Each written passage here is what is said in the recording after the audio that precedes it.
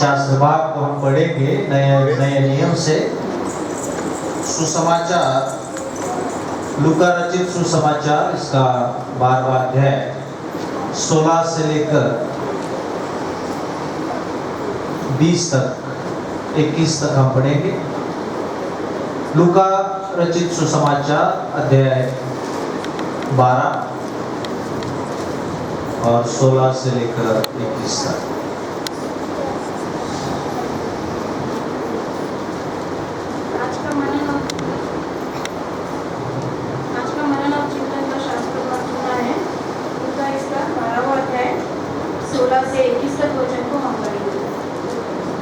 उसने उनसे एक दृष्टांत कहा, किसी धनवान की भूमि में बड़ी उपज हुई। तब वो अपने मन में विचार करने लगा, मैं क्या करूं, क्योंकि मेरे यहाँ जगह नहीं जहाँ अपनी उपज इत्यादि रखूं। और उसने कहा, मैं यह करूँगा, मैं अपनी बकरियों तोड़कर उनसे बड़ी बनाऊंगा और वहाँ अपना सब अन्न और संपत्ति रखूंगा। और अपने प्राण से कहूँगा कि प्राण, तेरे पास बहुत वर्ष के लिए बहुत संपत्ति रखी है, चैन कर, खा पी, सुख से रहे। परंतु परमेश्वर ने उससे कहा, हे मूर्ख, इसी रात तेरा प्राण उससे ले लिया जाएगा। तो तब जो कुछ तूने इकट्ठा किया है वह किसका होगा? ऐसा ही वह मनुष्य भी है जो अपने लिए धन बटोरता है, परंतु परमेश्वर की दृष्टि में धनी नहीं है।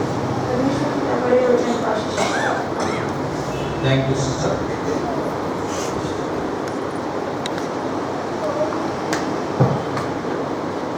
पिता, पुत्र और पवित्र आत्मा के नाम में उपस्थित सभी कलीसिया का आज के अक्टूबर मंथ में से पहले रविवार उपासना भक्ति में, आराधना में और इस वर्ष के 40वें संडे वर्शिप में, जो कि आज वर्ल्ड कम्युनियन डे इस नाते से भी, होली कम्युनियन डे इस नाते से भी मनाया जाता है।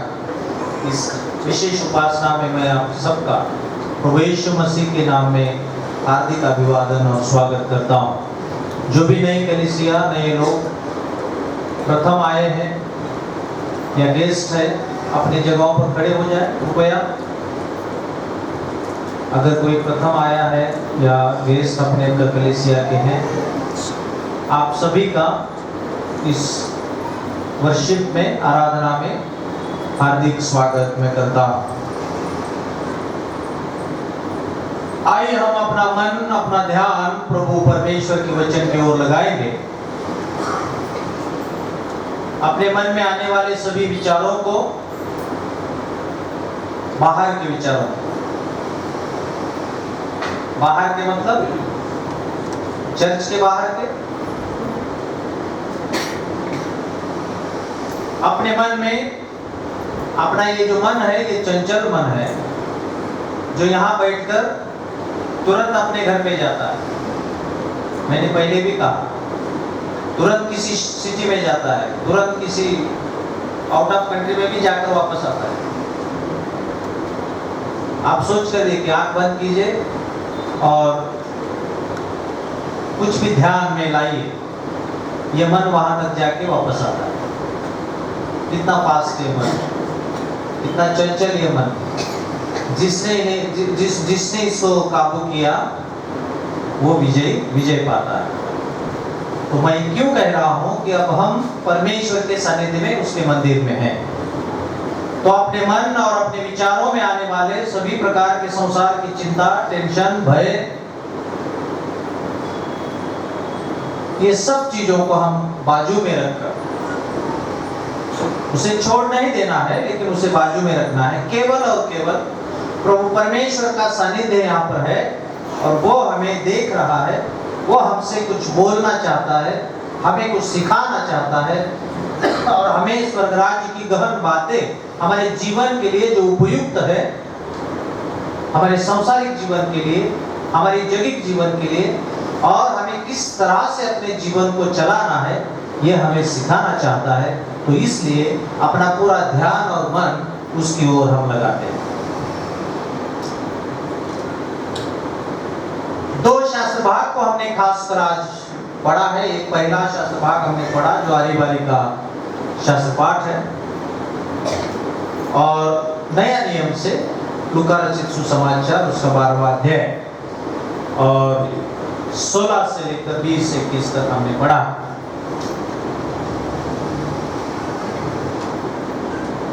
साम चैप्टर 90 में भजन संहिता 90 अध्याय में 12वां वचन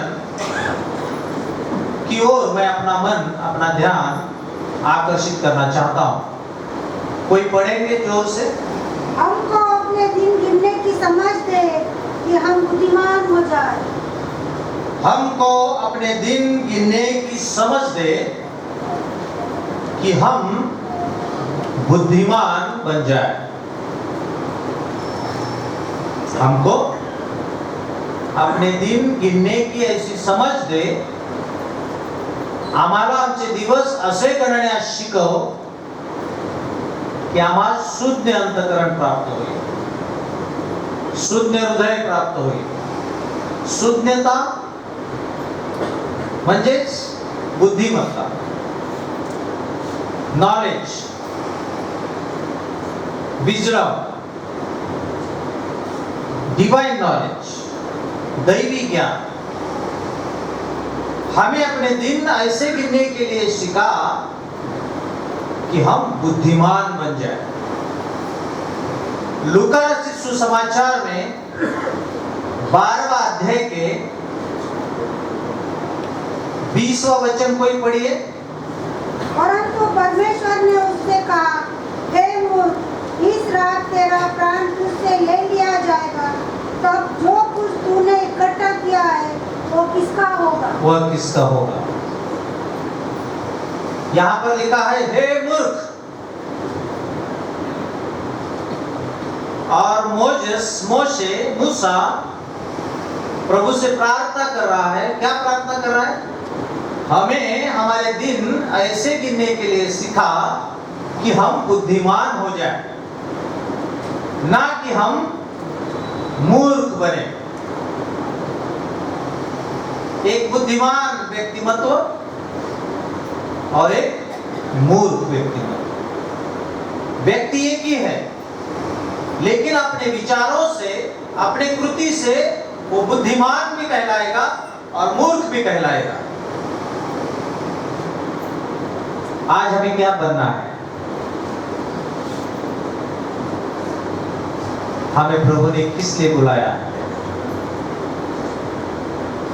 कि शैतान जो हमें मूर्ख बनाना चाहता है, शैतान जो हमें गलत विचारों में डालना चाहता है, शैतान जिसे इफिसियंस पत्री के 6वें अध्याय में लिखा है, तुम्हारा मेरा झगड़ना हमारे अड़ोसी पड़ोसी से नहीं है, भाई बहन से नहीं है, तो तुम्हारा आणि अपना तुमच्या आणि माझे लढणे आकाशातील दुरात्म्याबरोबर आहे, संघर्ष है।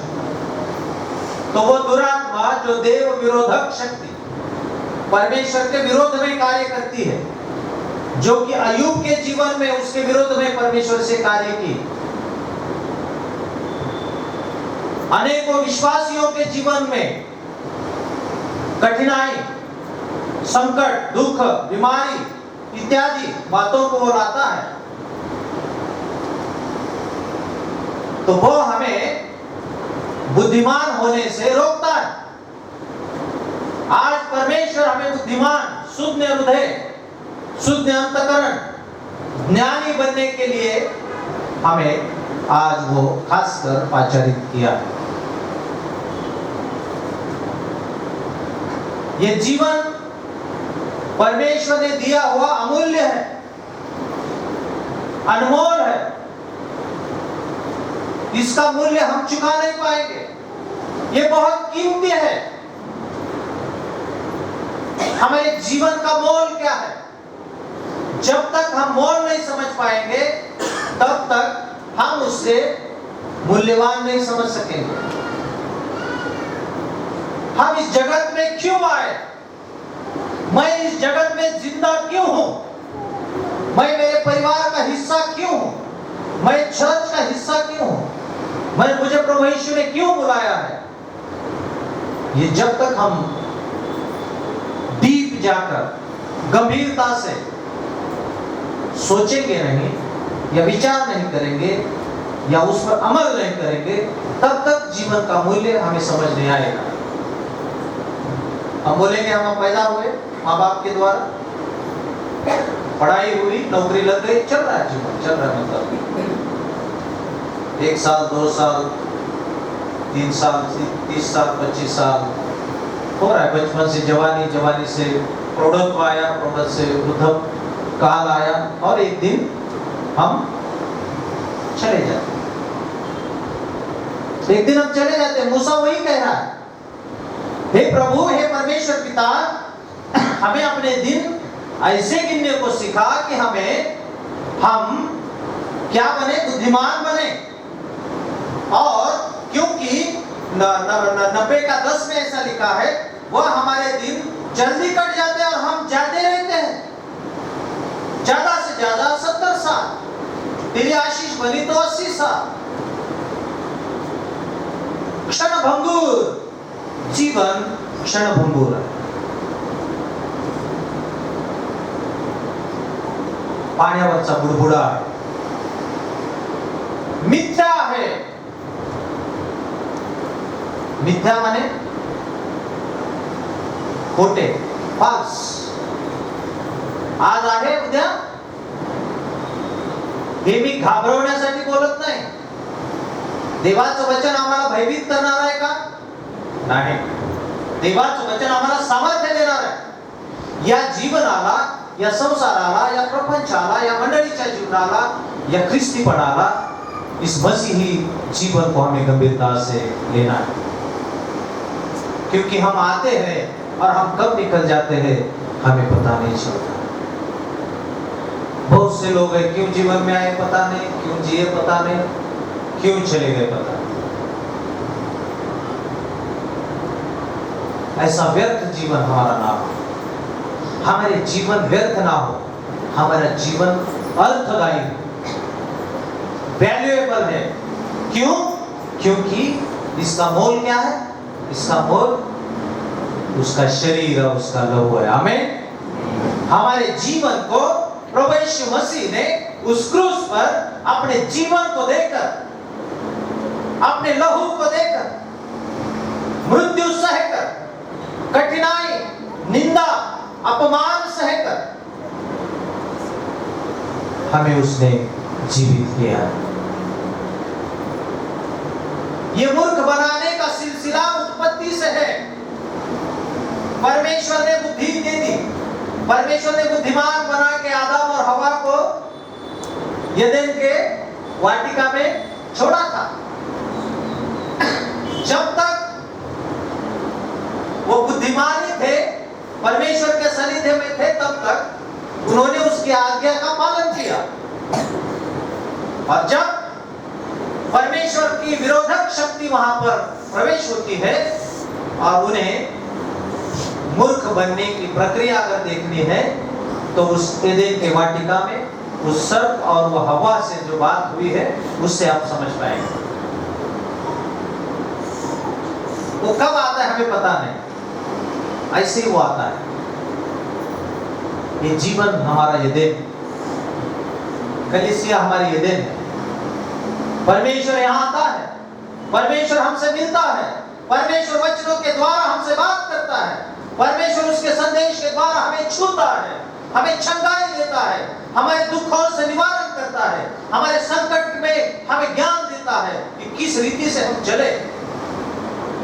एदेन हमारे लिए है, लेकिन उसके साथ साथ वो शक्ति भी है जो परमेश्वर के विरोध में कार्य करती है। वो कहां से आएगी, कैसे आएगी, कैसा हमारा मन पलटाएगी, हर फैमिली में, मंडली में हमें पता नहीं चलेगा।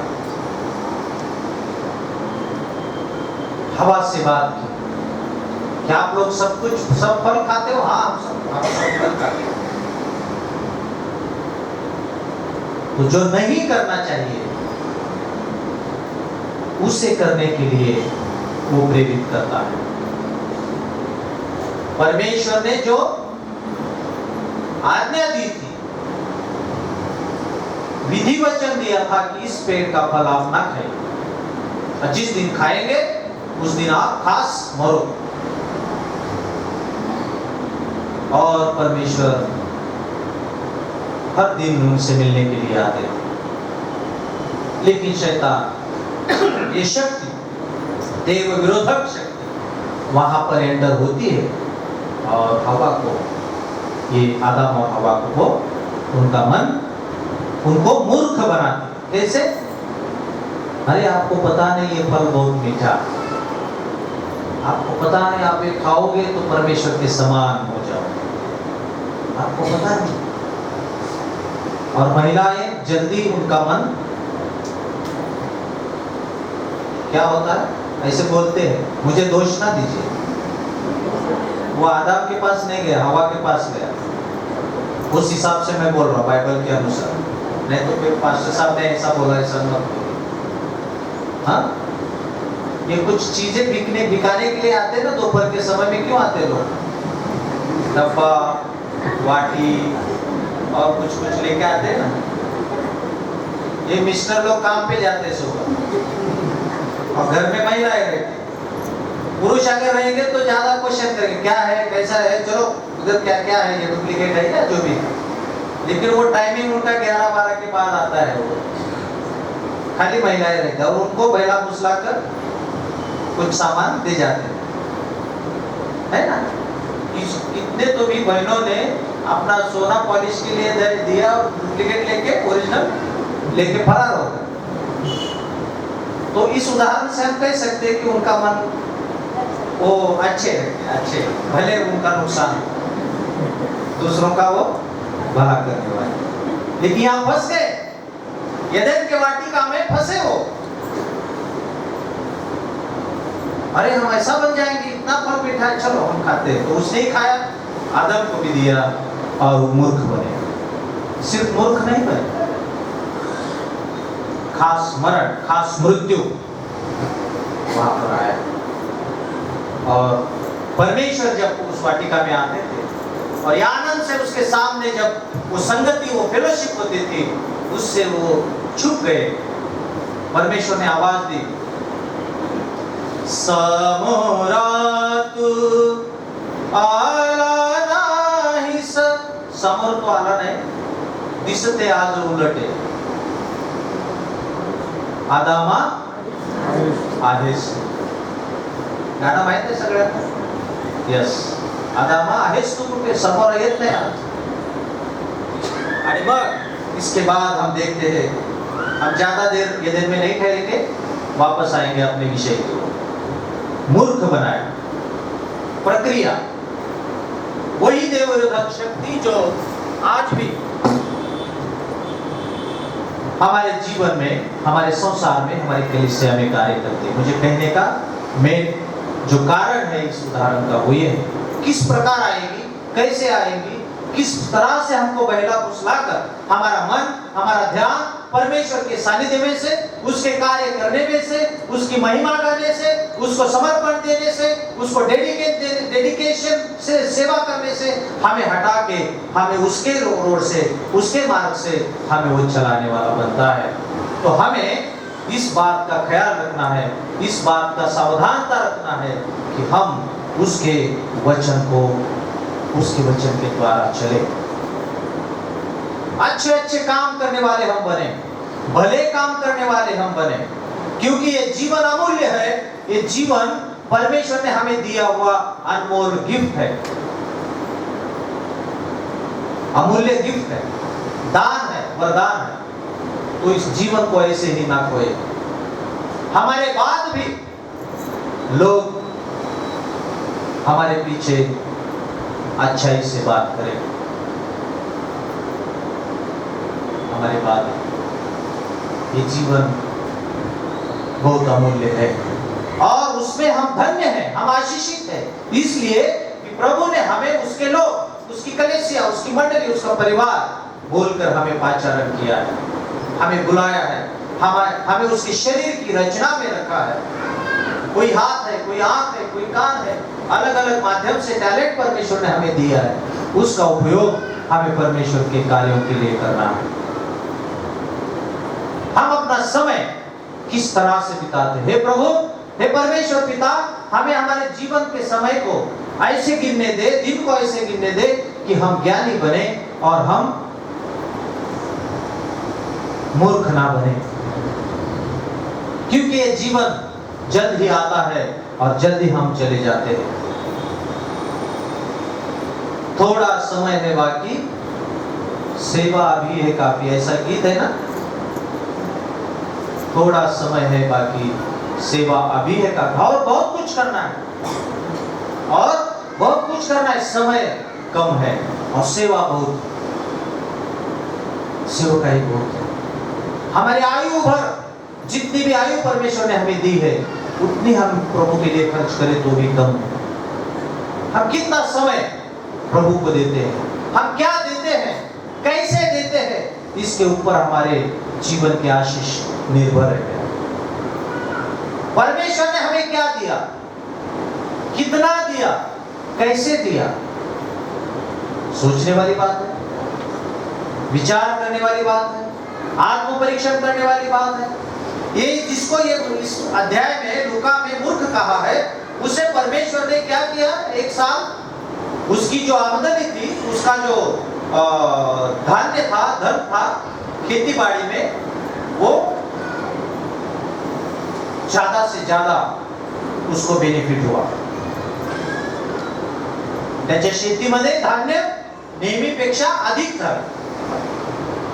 उसका जो कोठार था धान्य साठने का, रखने का, उससे भी इतना हुआ कि वो भरकर के और बहुत सा धान वहां पर बाकी रह गया। परमेश्वर प्रभु यीशु मसीह ये एग्जाम्पल दे रहे हैं। उसे इतना आशीष मिला, लेकिन वो आशीष को समझ नहीं पाया। परमेश्वर ने ये सब कुछ मुझे क्यों दिया है, उसका उपयोग अगर वो सही तरीके से करता तो वो ज्ञानी बनता, वो मूर्ख ना बनता। उसका नाम बाइबल में बुद्धिमान बोल के लिखा जाता, मूर्ख बोलकर लिखा नहीं जाता। लेकिन उसके विचार ने उसे मूर्ख बना दिया। जितना उसे हर साल अनाज होता था, उतना तो उसे हुआ था, उससे भी ज्यादा अधिक से उसे मिला।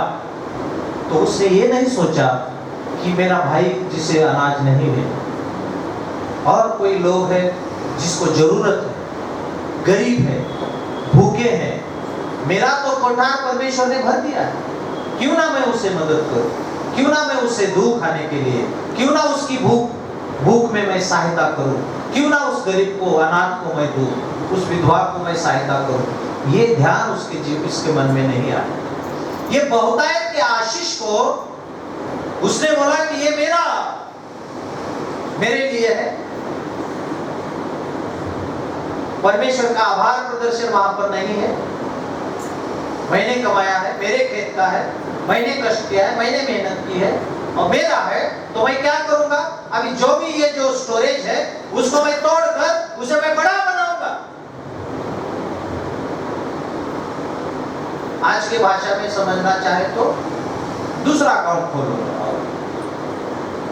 प्रैक्टिकल एक है SBI में और एक दूसरा सेंट्रल बैंक में खोल दूंगा, क्योंकि इधर ज्यादा हो रहा है तो उधर मैं सेविंग कर सकता हूँ। क्या बोला इसने, और मैं इसको क्या करूंगा, बढ़ाऊंगा, कोठार सेविंग के वो स्टोरेज, और उसमें ये सब रखकर क्या बोलूंगा कि हे मेरे मन, खा पी, परमेश्वर ने तुझे बहुत दिया है, ऐश कर, आराम, उसके लिए दिया था। हमें जो आशीष मिली है या हमें जो आशीष मिलती है, प्रभु जो हमें देता है वो देने वाला है।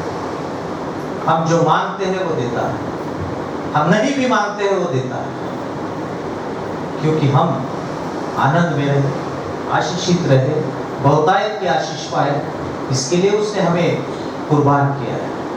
आज जो प्रभु यीशु मसीह, जो खुदावन अपने लिए अपना जीवन समर्पित करता है, तो उसे अपने लोगों के लिए देने के लिए उदार।